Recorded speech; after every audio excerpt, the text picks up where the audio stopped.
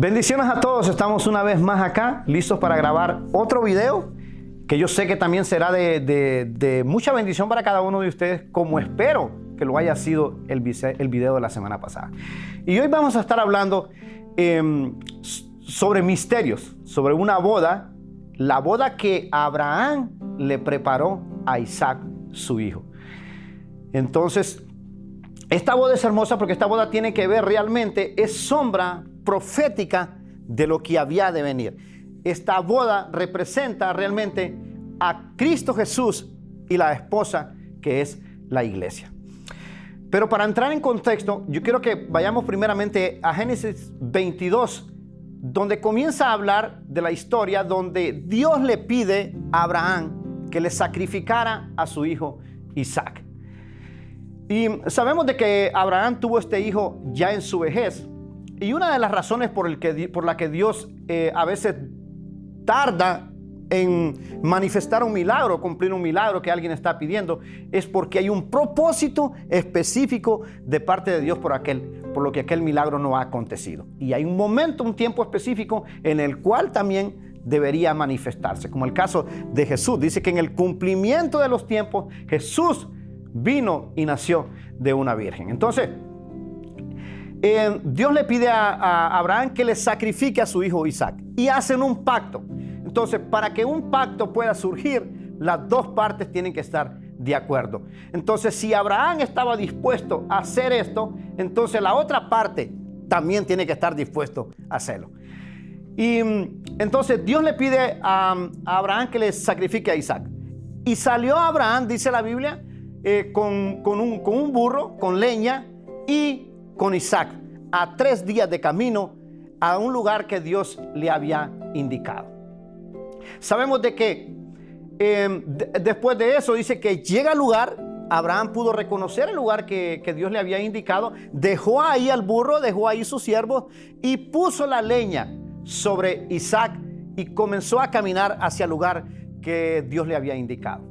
Entonces, vemos en la otra historia de Cristo Jesús. Cristo Jesús aparece también montado en un burro y entrando a Jerusalén. Entonces Isaac sube hacia el lugar con Abraham que Dios le había indicado, con la leña, con el madero en sus hombros. Esta también es sombra de Cristo Jesús cargando la cruz de camino al sacrificio. Entonces Cristo Jesús cargando la cruz de camino al sacrificio, y Isaac cargando la leña de camino también al lugar donde iba a ser sacrificado. Segundo que pasa, dice que Abraham ató a Isaac a la leña. Con Cristo Jesús vemos a Cristo Jesús siendo también atado al madero, atado, siendo clavado en una cruz. Dice que Abraham se disponía realmente a traspasar a su hijo con el cuchillo. Y Cristo Jesús no solo es que lo intentaron, sino que fue traspasado también, fue crucificado en una cruz y fue traspasado con una lanza. Entonces, en el momento de que Abraham se dispone a traspasar a su hijo, en lo que levantó la mano, dice que un ángel le habló y le dijo: detente. ¿Por qué lo detiene? Primeramente, porque no era el propósito de Dios que Isaac fuese crucificado por nosotros, sino que dice la Biblia que desde antes de la fundación del mundo ya alguien había sido predestinado desde la eternidad, que iba a ser el Cordero sin manchas, que sería realmente crucificado por cada uno de nosotros. Y ahí comienza esta historia, realmente que es una historia profética, es una sombra profética de lo próximo que había de venir. Y entonces vemos acá que Jesús, después de que es crucificado, que resucita al tercer día, pasa 40 días con sus discípulos, dice, y ascendió al cielo para estar al lado de su Padre. Pero Él había prometido que enviaría al Espíritu Santo realmente, quien sería nuestro consolador. Entonces, en la otra parte de la historia tenemos a Abraham aquí, que ya en su vejez decide prepararle boda, arreglar una boda para su hijo Isaac.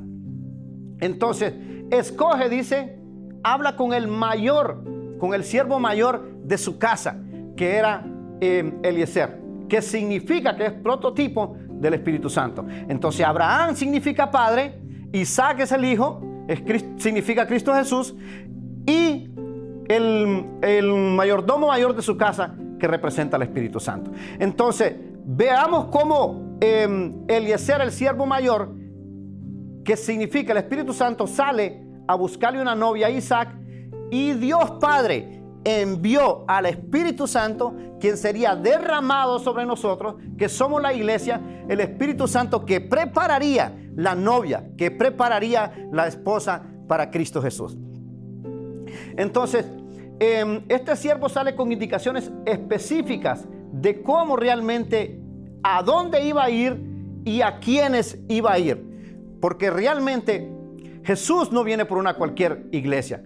Él murió realmente, fue crucificado en una cruz, perdonó todos nuestros pecados, hizo de nosotros una iglesia santa, porque Él va a venir por una iglesia santa. Entonces la santidad no depende de nosotros, sino depende de aquel que nos hizo santos, de aquel que borró nuestros pecados antes de que los cometiéramos. Ya Él había muerto en una cruz para perdonarnos por esos pecados y hacernos libres. Entonces por eso no viene por una iglesia cualquiera, pero eso no depende de nosotros, sino que depende de Él, que lo hizo todo. Cuando va de camino, dice, y llega al lugar, llega a Mesopotamia, que significa entre ríos, que es un prototipo del Espíritu Santo. Llegó a un pozo que había ahí, un pozo con agua, que el agua es un prototipo del Espíritu Santo. Entonces, ¿por qué llega al agua? Porque se supone que el agua que representa al Espíritu Santo, la esposa, la novia que sería de Isaac, llegaría a tomar agua, llegaría a saciarse de lo que es el Espíritu Santo, porque la novia por la cual Cristo Jesús va a venir será una que sea llena del Espíritu Santo, que camine llena del Espíritu Santo.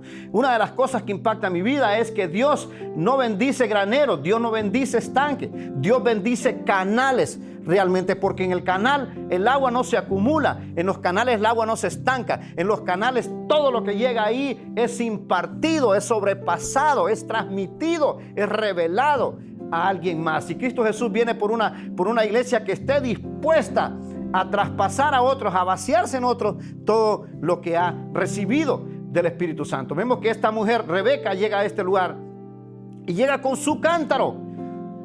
Entonces, ¿por qué? ¿Por qué llega con ese cántaro? Porque tiene el anhelo, tiene el deseo de irse a saciar realmente a ese pozo que significa el Espíritu Santo. Entonces, una de las cosas que el Espíritu Santo hace cuando llega ya el siervo más viejo, que representa Eliezer, que representa el Espíritu Santo,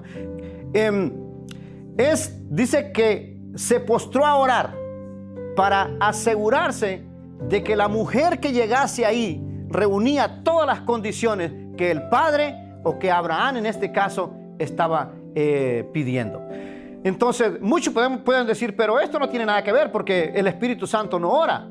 Pero vemos en Romanos que dice que Él intercede por nosotros realmente, porque a veces en la tribulación, en las circunstancias de la vida, no vamos ni a poder orar, y será Él el que sale al frente de nosotros para orar correctamente, para pedir al Padre correctamente. Entonces, cada una de las cosas que este siervo pide que Rebeca haga, las comenzó a hacer.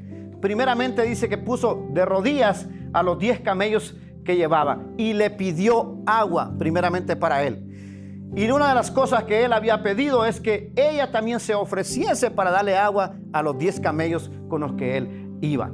Entonces esa tiene que ser la postura de la novia realmente. No solo adquirir para nosotros, sino que también adquiramos para poder transmitir a otros. Una de las razones por las que Jesús bendice nada más es para que nosotros podamos bendecir a alguien más. Cuando nosotros nos quedamos con la bendición, realmente nos estancamos. Esas bendiciones nos terminarán sepultando a nosotros, porque la única razón es para poder bendecir a alguien más. Y esa tiene que ser la postura de la iglesia, asegurarnos que nosotros estemos llenos completamente para que alguien pueda venir y tomar de nosotros, para que aquellos pequeños que todavía no saben cómo adquirir, cómo tomar agua, cómo sacar agua del pozo, puedan tomar de nosotros, que ya hemos entrado en esa revelación mayor.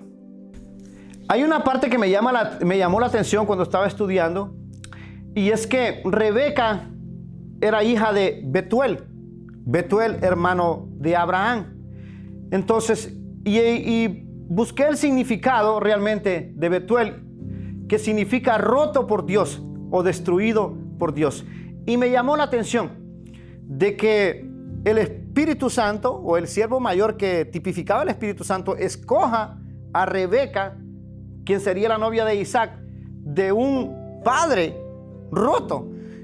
Pero eso me lleva realmente a los últimos tiempos, donde este mundo realmente será destruido, será roto a causa de la maldad. Recuérdese que la iglesia dice que será levantada primeramente, antes de que toda esta maldad acontezca.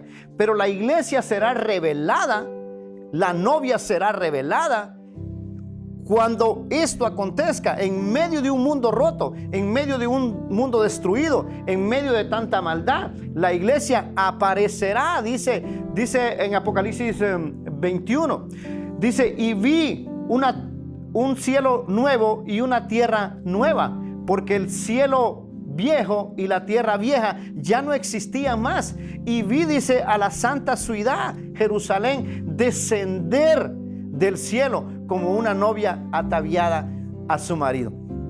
Esto es bello. Y aquí me recordé de un punto bien importante, que es que decía en el principio que Isaac se quedó en la casa del Padre. El Espíritu Santo decide, fue enviado por el Padre, pero Cristo Jesús también se quedó con el Padre. Cuando el siervo va con la novia de regreso a casa de Abraham, Isaac le salió al encuentro y no esperó conocerlas, no esperó tener una relación con ella para tener intimidad con ella, porque no era necesario, porque la relación la había tenido con el Espíritu Santo. Entonces ya el Espíritu Santo se había encargado de preparar la novia. Entonces Cristo Jesús se queda en casa del Padre, pero cuando llega el tiempo específico de que Él venga por la iglesia, el Espíritu Santo levantará a su iglesia y Cristo Jesús la recibirá también en los aires, porque al final Dios ha puesto el Espíritu Santo, que dice que la Biblia que es el que convence al hombre de pecado, y ha enviado a prepararle esa novia perfecta realmente que Cristo Jesús ha estado esperando. Dice que el Espíritu Santo es como un sello, que en aquel día, cuando Él venga por la iglesia, por eso seremos nosotros realmente reconocidos por el sello del Espíritu Santo. Ok, entonces tenemos dos bodas acá. Una que el padre Abraham decide arreglar para su hijo Isaac, y la otra que nuestro Padre Celestial decide arreglar para Cristo Jesús. Entonces, ¿por qué digo que es arreglada realmente? Porque Rebeca, la novia, podía decidir en no ir.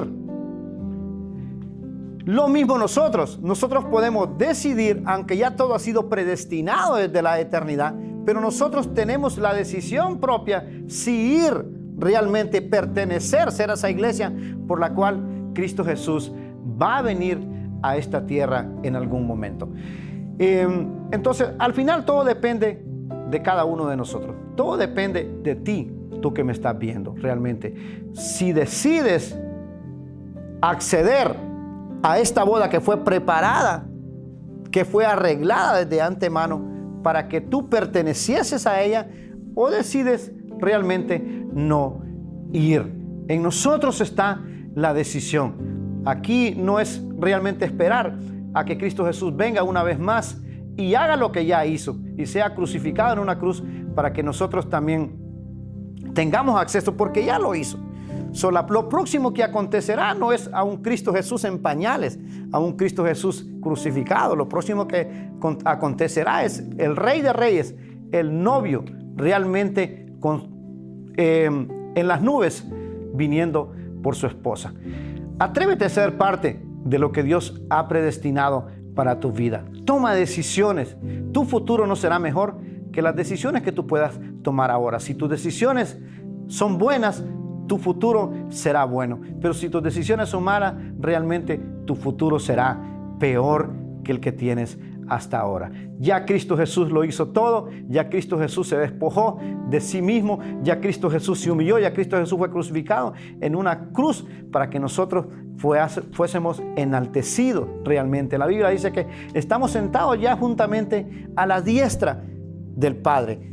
Ese es tu lugar, ese es tu lugar de victoria. Ningún lugar que no se parezca a ese aceptes en tu vida, porque este es el lugar que Cristo Jesús diseñó para ti. Bendiciones.